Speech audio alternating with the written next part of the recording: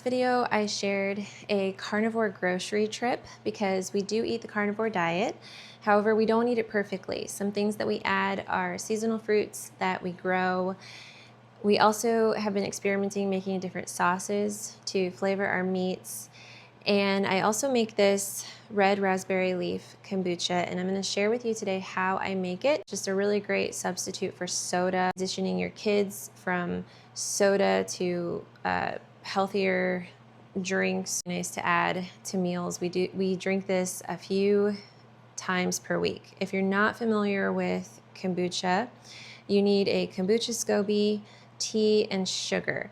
And it's a fermented drink. It's really easy to make. Most kombucha is made with black tea. However, I have read that black tea contains high amounts of fluoride in it, and that's not good for your thyroid. And it's just something that we try to avoid. So I found out that you can make it with red raspberry leaf, and I actually enjoy the flavor of that a lot better. Now, later today, I'm going to go out and harvest some more red raspberry leaf because I'm in that time of the year where I harvest it and wash it and dry it. And I'll just share with you how I do that. But for right now, I'm going to show you what my tea and my SCOBY looks like. And then I'm just going to share with you the recipe that I use to make my red raspberry leaf kombucha. So before I get to all of my measurements, I'll just show you what my SCOBY looks like. Now, your SCOBY is going to grow to the size of your jar.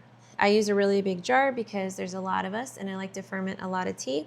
And it can take anywhere from 4 days to a week or more to fully ferment and get nice and bubbly. It just depends on what time of year it is. It just depends on how cold or warm your kitchen is.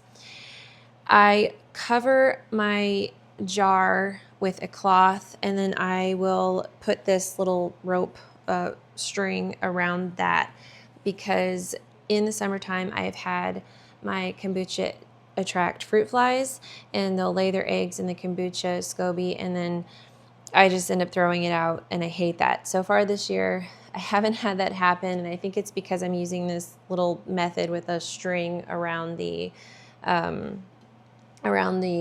cloth that I cover it with. But you don't want it to be airtight because you need the air to, all the bacteria in the air to interact with everything that's going on in the jar to create this fermented drink. So here's my SCOBY. It's quite large, and I will have a link in the description to where you can buy your own kombucha SCOBY. And then this is my tea. I'm going to make some more tea to add to it to continue fermenting. So I'm just going to set this aside because I don't need it right now, my kombucha. And I'm going to show you how I make my raspberry leaf tea. I just start with a gallon jar. And then I have my dried red raspberry leaf. Now, as I said, I harvest my own, and I'm going to go out and harvest some later today, and I'll share how I do that. But if you don't have access to your own that you can harvest, I will leave a link in the description to where you can buy your own red raspberry leaf in bulk. I have a link in Canada that you can buy it, as well as in the US. So I'll have that in there for you. And all I do is just sort of crumble up my red raspberry leaf, and I measure out 2 cups of it crushed. I don't push it down in the jar. I sort of just leave it a little bit, not crushed down, but not too airy. I don't know if that makes any sense. Sort of crushed down, I guess. I don't know. Anyway, I need to go grab another jar of it because this isn't quite 2 cups.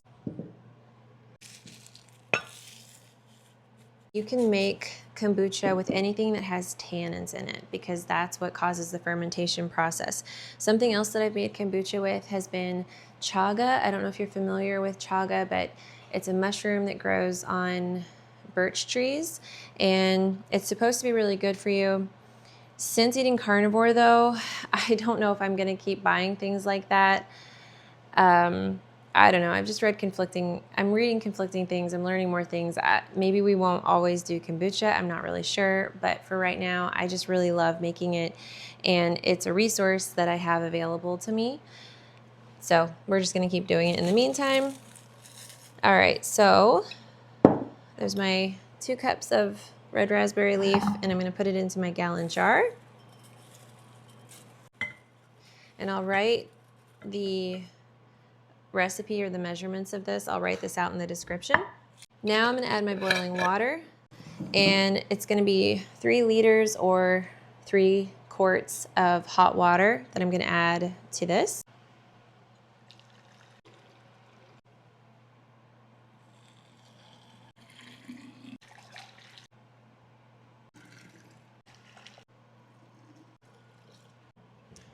Okay, so I'm gonna let this steep, but before I do that, I'm gonna go ahead and just add 1 cup of organic sugar so that that can fully dissolve.